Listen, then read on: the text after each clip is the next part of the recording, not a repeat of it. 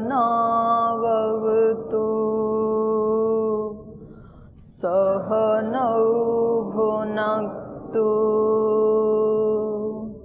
सह वीर्यं करवावहै तेजस्विनावधीतमस्तु मा विद्विषावहै। ॐ शान्ति शान्ति शान्तिः।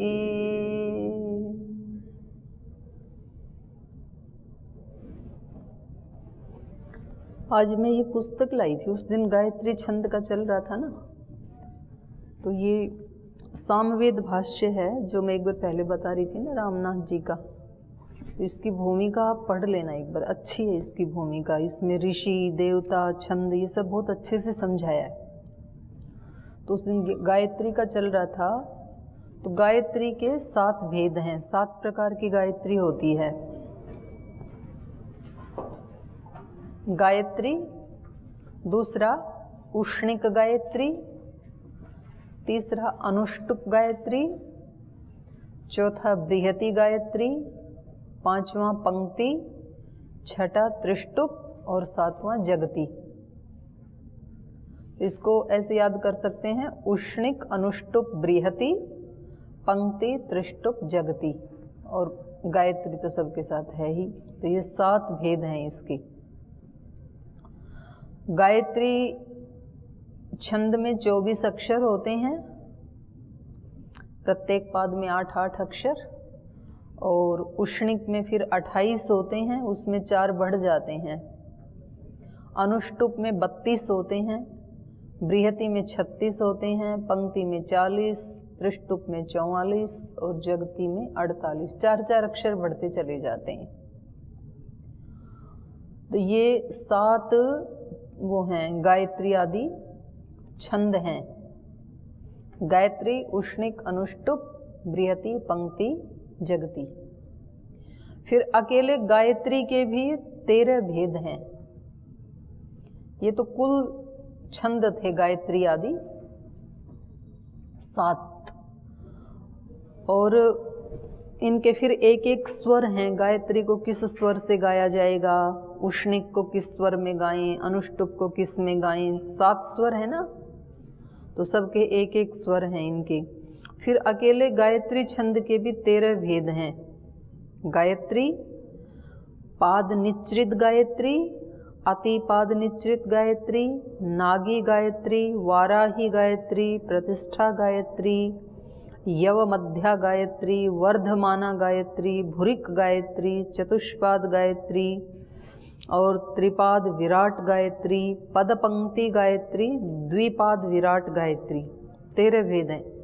तो जो गायत्री है उसमें 8-8 अक्षर होते हैं, 3 पाद। पाद निश्रित गायत्री में 7-7 अक्षर होते हैं। कुल 21 अक्षर होंगे उस छंद में।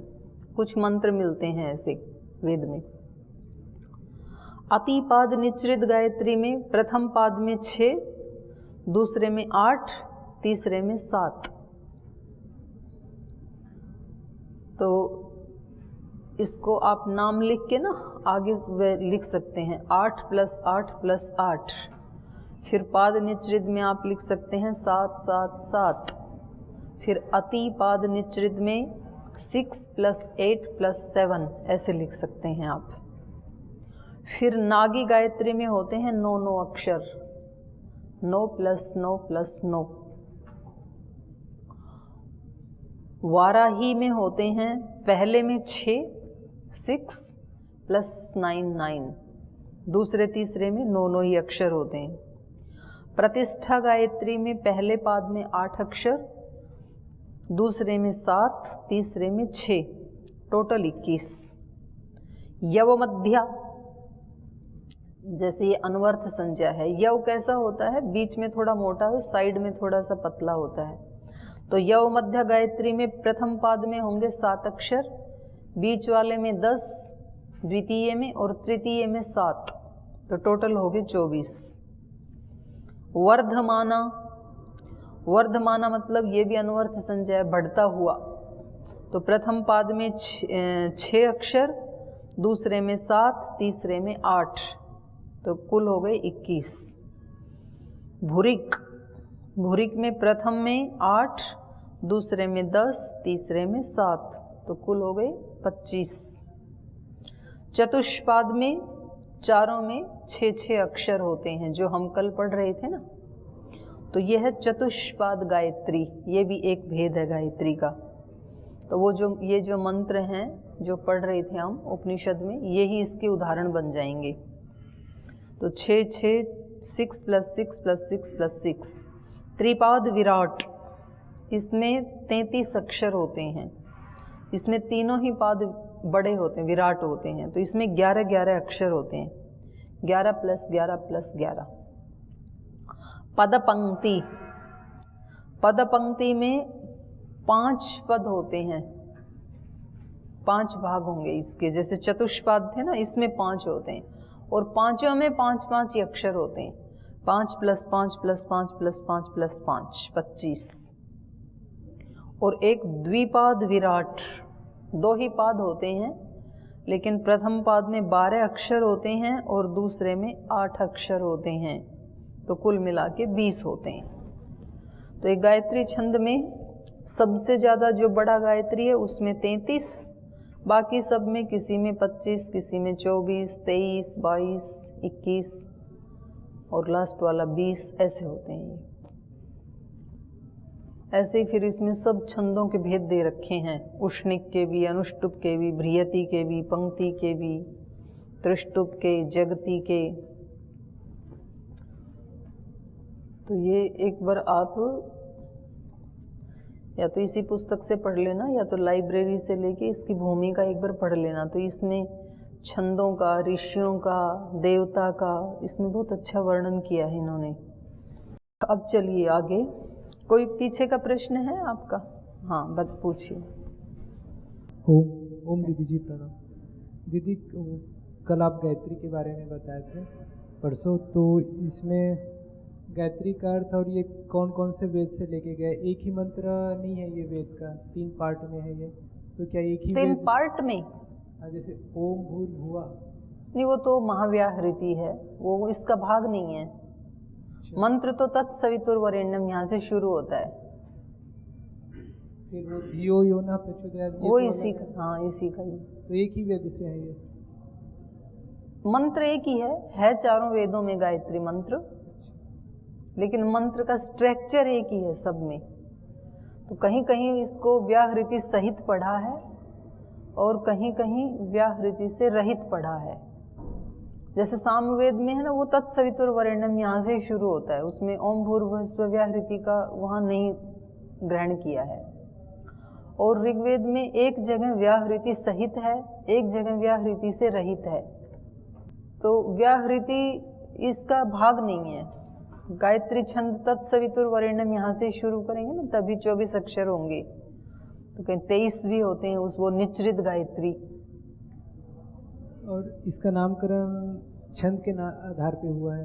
अनवर्थ संज्ञा है, तो कभी कभी संज्ञाएं अनवर्थ भी होती हैं। संज्ञाएं कितनी प्रकार की होती हैं, आपने पढ़ी है ना, कितनी प्रकार की संज्ञाएं होती हैं?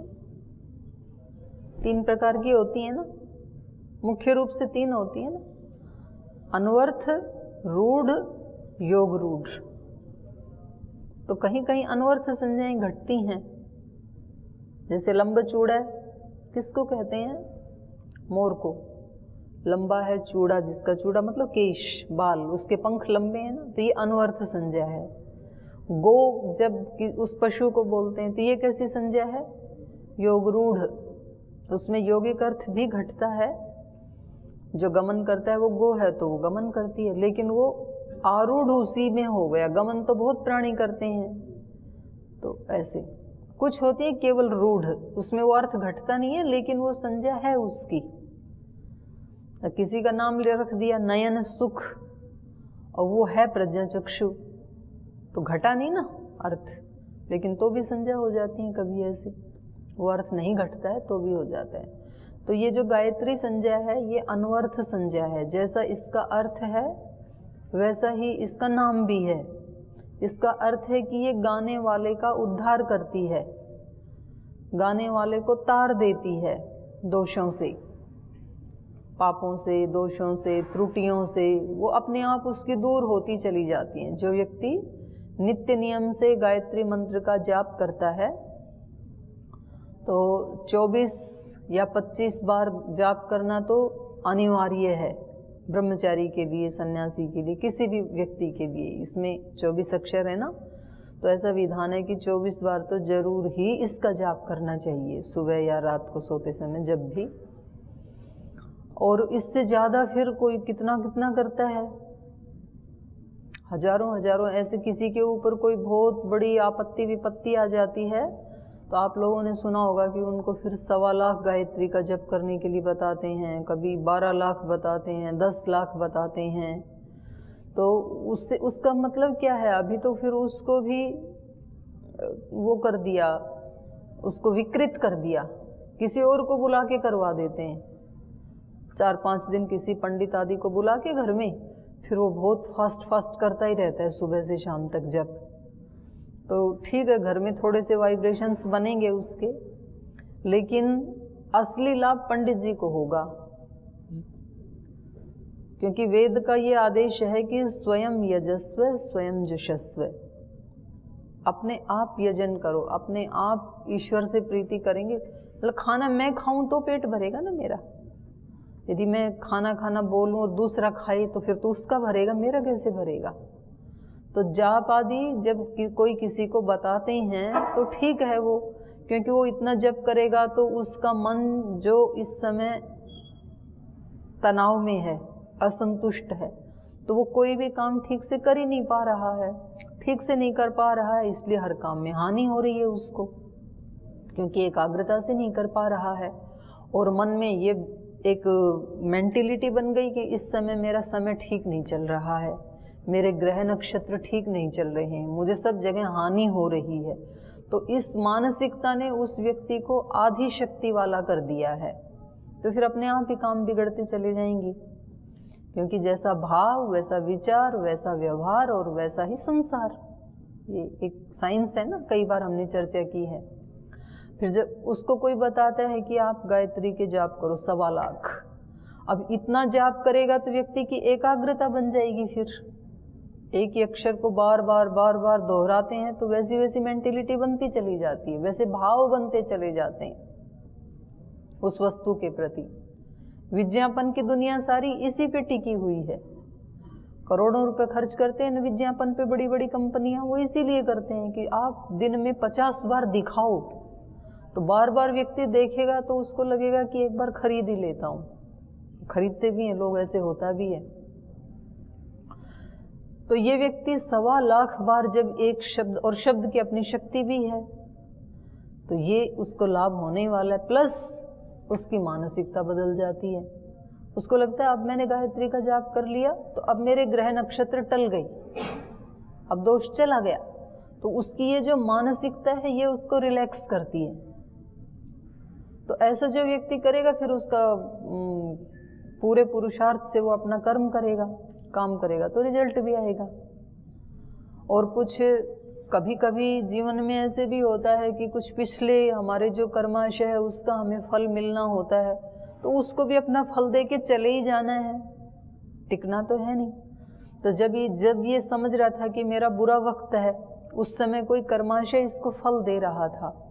जब इसने जाप आदि किया, इतने दिन में वो कर्माशय टल गया, अपना फल दे के चला गया, तो ये पुनः अपनी स्थिति में आ जाता है। तूफान आते हैं तो टलते भी तो हैं, कोई सदा थोड़ी तूफान रहते हैं। 1-2 घंटे के बाद आकाश शांत हो जाता है। तो ये गायत्री जप आदि का वो है, विधान है। तो आपका क्या पूछना था कि ये जैसा नाम है वैसा ही अनवर्थ संज्ञा है इसकी, कि गाने वाले को ये तार देती है। तो ये तो ऐसे तो है ही, अनवर्थ है। प्रश्न और था दीदी, इसमें गायत्री माता करके हम लोग इसको ये करते हैं, और एक अपना ये जो गायत्री परिवार वाले उनका एक मंदिर होता है उसमें उनकी एक प्रतिमा भी होती है, इसको मंत्र को गायत्री माता का नाम दिए हैं कि कुछ और है ये? वेद में तो कहीं ऐसा नहीं है वर्णन।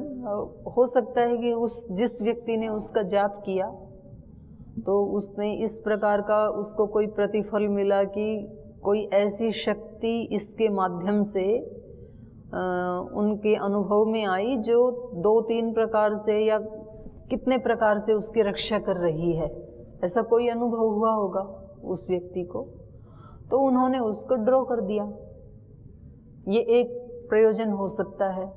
दूसरा प्रयोजन ये हो सकता है कि जो बिल्कुल अनजान व्यक्ति हैं, जिन्होंने जाप आदि नहीं किया, तो उनको केवल शब्द में उनकी श्रद्धा होती ही नहीं है। एक शब्द होता है, एक फिर उसी शब्द को हम ड्रॉ भी कर सकते हैं। एक शब्द है गो, गाय, तो यहाँ मैं लिखूं गो तो कुछ लोगों को समझ में ही नहीं आएगा। फिर मैंने चित्र बना दिया बोर्ड पे गाय का, तो फिर वो जो गो शब्द नहीं जानते हैं उनको भी समझ में आ जाएगा। ये दूसरा प्रयोजन हो सकता है। तो हम उसके ऊपर नहीं जाएंगे हम, क्योंकि इसको ही प्रमाण मान के, वेद को प्रमाण मान के हम पढ़ रहे हैं। तो वो किस व्यक्ति ने किस प्रयोजन से उसको इस प्रकार से ड्रॉ किया, ये तो वही व्यक्ति बता सकता है जिन्होंने वैसे किया। तो इसमें ऐसा कोई वर्णन नहीं है। और जो पूछा आपने माँ, तो माता जो है वो होती है जो शक्ति हमारी रक्षा करती है। और रक्षा तो कई सारी शक्तियाँ करती हैं। भोजन भी तो हमारी रक्षा करता है, लेकिन भोजन को माता नहीं कहा जाता है।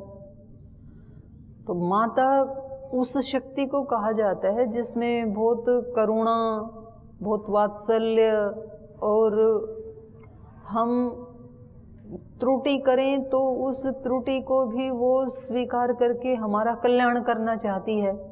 उस शक्ति को माता का संज्ञा दी जाती है। जैसे धरती माता को हम विषैला करते हैं, गंदा करते हैं, तो भी वो हमारा कल्याण ही करती है। ऐसे ही ईश्वर की भी एक शक्ति ऐसी है कि जो हमारी सारी त्रुटियों को भी स्वीकार करके दंड तो देती है त्रुटियों का, लेकिन उनको स्वीकार करके फिर भी हमें सुधरने के लिए हमेशा अपनी गोद खाली रखती है, खुली रखती है कि कभी भी आप आएंगे तो तब भी मैं आपका स्वागत करूंगी। तो इसलिए उसको माता कहते हैं। तो इसलिए ये जो गायत्री मंत्र है, उस मंत्र की जो शक्ति है, इन कुछ शब्दों की अपनी अलग अलग शक्ति होती है। जैसे हमने कहा देवता, तो इस शब्द की अपनी शक्ति है। देवता कहते ही कैसी वाइब्रेशन आई मन में, पॉजिटिव, सात्विक आई। जैसे हमने एक शब्द बोला चांडाल, तो इस शब्द की भी अपनी एक शक्ति है। शब्द बोलते ही कैसे वाइब्रेशन आए, कुछ गलत से आए, अच्छे नहीं हैं, जो राजसिक तामसिक वाइब्रेशंस पैदा हुए। तो ऐसे हर शब्द की अपनी एक शक्ति होती है। तो जो गायत्री मंत्र के जो शब्द हैं, ओम भूर्भुवस्सुवः महाव्याहृति तत्सवितुर्वरेण्यं भर्गो देवस्य धीमहि धियो यो नः प्रचोदयात्, इन शब्दों की जो शक्ति है वो माँ की तरह से हमारा कल्याण करने वाली है, इसलिए उसको कहा गायत्री माता। तो ये केवल ये जो माता वाला जो भाव है, ये केवल मंत्रों में ही होता है या शरीरों में ही होता है, ऐसा नहीं है। जड़ में भी होता है, चेतन में भी होता है। सारी सृष्टि में आपको कुछ शरीर ऐसे मिलेंगे जिनको, जो मेल फीमेल हैं, पेड़ पौधों में भी, पशु पक्षियों में भी। मनुष्य तो चलो उसके पास ज्ञान है, पर जो पशु हैं उनमें भी आप देखेंगे तो आपको पता लगेगा कि जो फीमेल शरीर होता है ना, उसमें अपेक्षाकृत उसकी रक्षा करने की, पालन पोषण करने की, करुणा की, दया की भावना ज़्यादा होती है। आप गाय को और बैल को देखेंगे तो बछड़े को जो है ना, गाय ज़्यादा प्रेम करने वाली होती है। छोटे से छोटे पक्षी में भी, चिड़िया में भी देखेंगे, चींटी में भी देखेंगे। और ये केवल मनुष्यों में ही नहीं, पेड़ पौधों में भी ऐसे होता है। और पेड़ पौधों में ही नहीं, देशों में भी ऐसे होता है।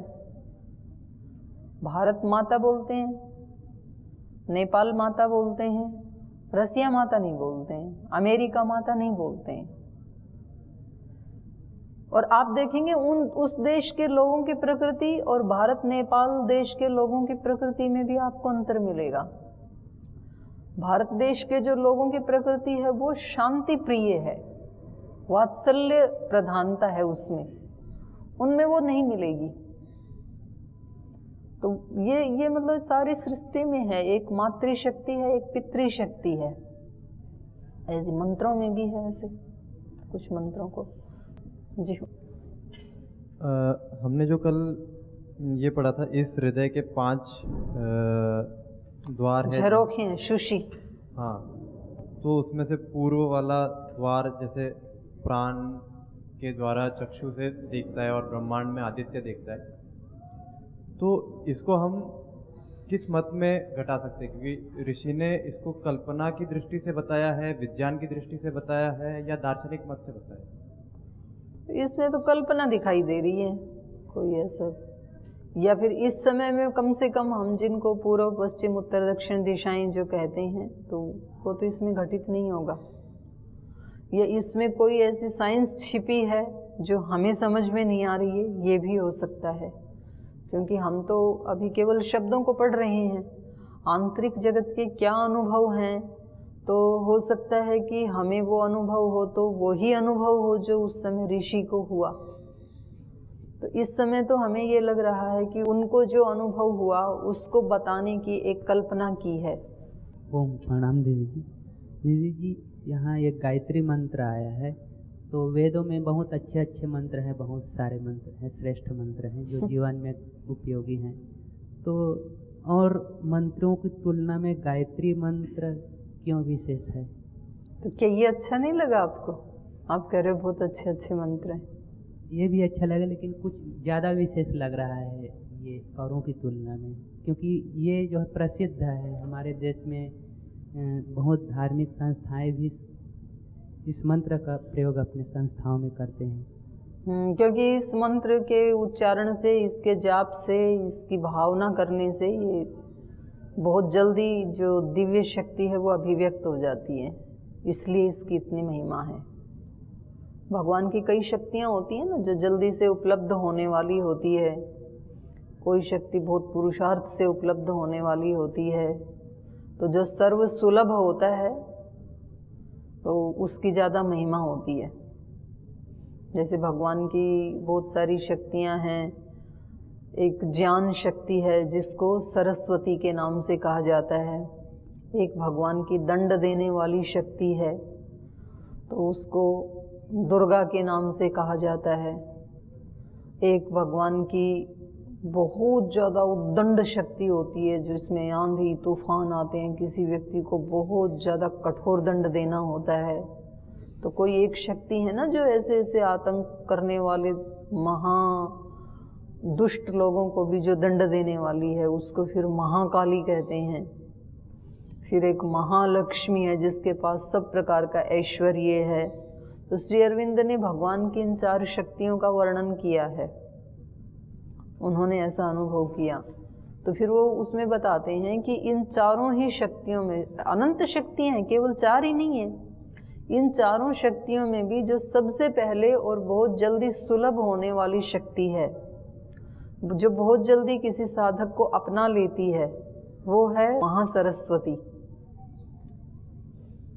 तो ऐसे ही वेद के मंत्रों में अनेक अनेक प्रार्थनाएं की गई हैं, ऐसे स्तोत्र हैं, और वो अलग अलग शब्दों के माध्यम से की गई हैं, स्तुतियाँ, प्रार्थनाएं, कुछ उपासना।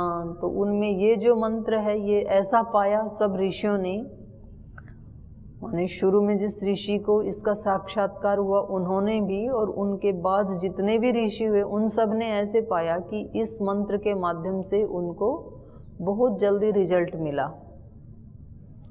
और ये कोई भी मतलब व्यक्ति इसका प्रयोग करके देख सकता है।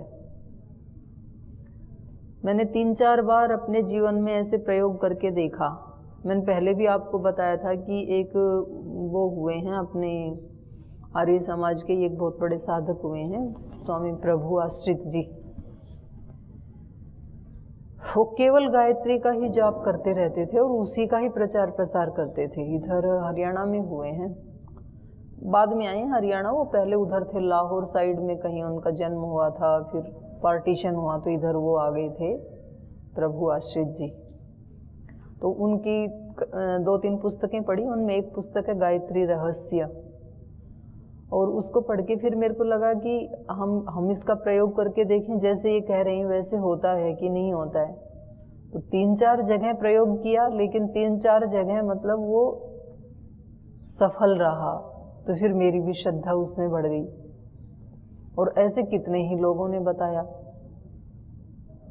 तो इसलिए इसकी ज़्यादा महिमा है। तो कोई भी प्रयोग करके देख सकता है, इसको मानने की आवश्यकता नहीं है आपको।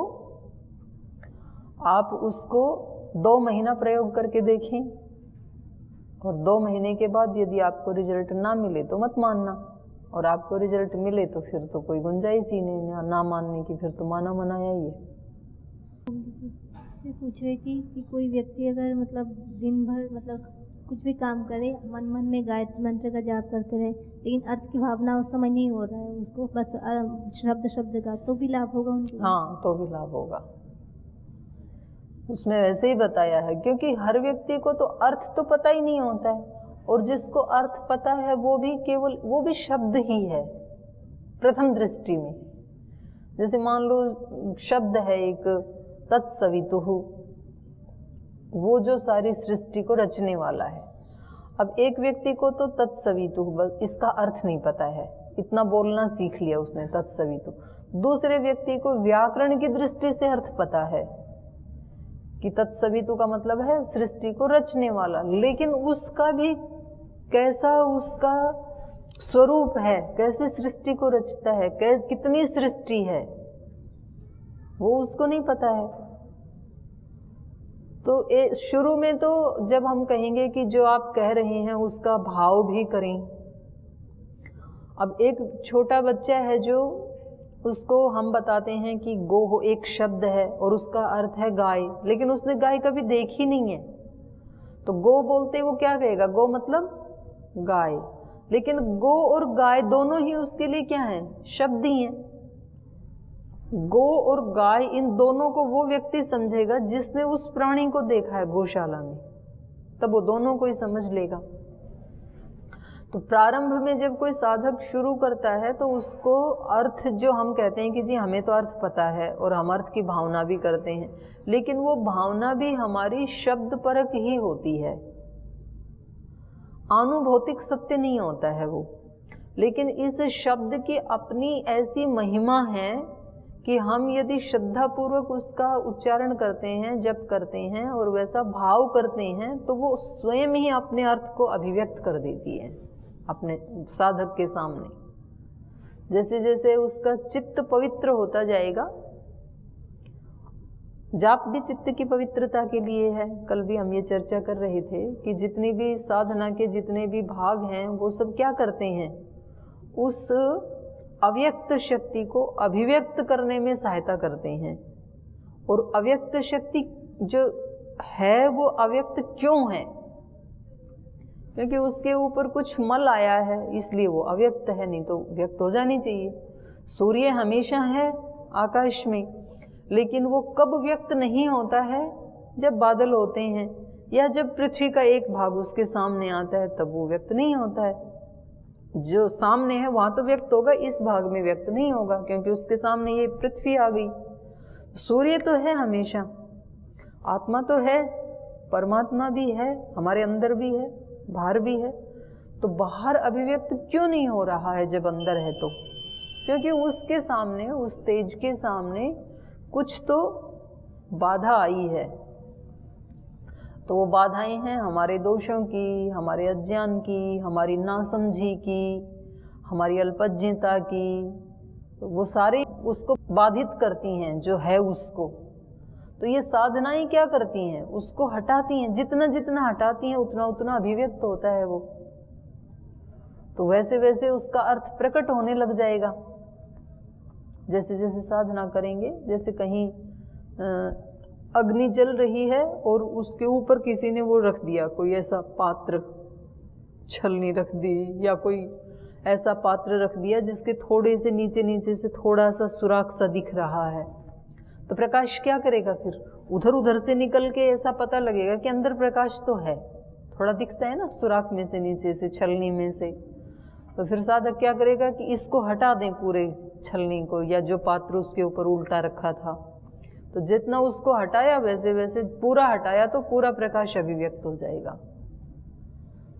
तो आप हम अर्थ जाने या ना जाने, और शुरू में तो नहीं ही जानते। शुरू में जब कोई साधक साधना शुरू करता है उस समय तो वो दोष से युक्त होता ही है। अगर वो दोष से मुक्त होता तो उसको साधना करने की भी क्या जरूरत है?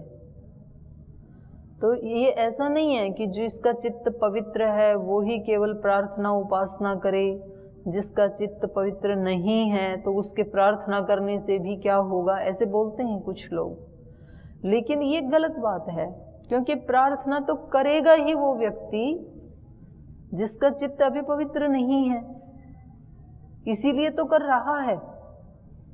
तो कभी भी साधक को अपने मन में ये नहीं सोचना चाहिए कि मैं क्या शुरुआत करूं, अभी तो मेरे अंदर इतने दोष हैं। दोष है इसीलिए करना है,